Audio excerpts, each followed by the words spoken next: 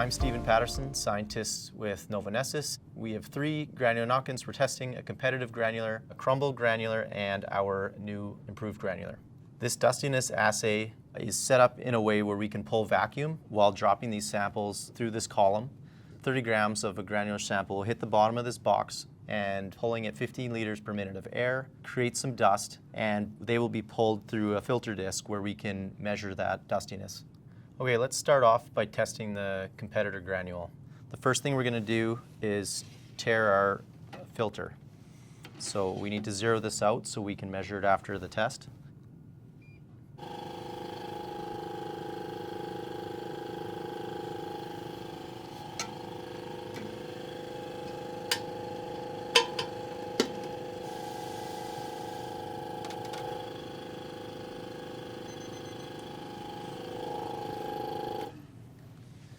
Okay, now after a minute, let's pull out this filter.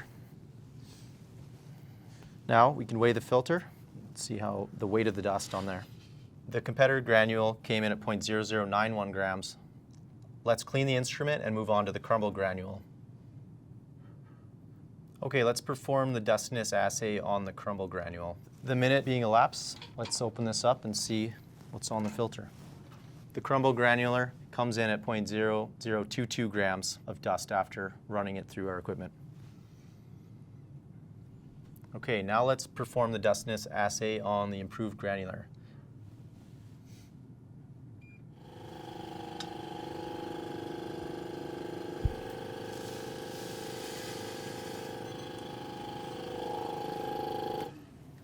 Okay, now that a minute has passed, let's open this up and see how much dust is on this filter.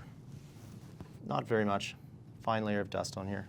With a weight of 0.0013 grams, the improved granular has performed very well in the dustiness assay.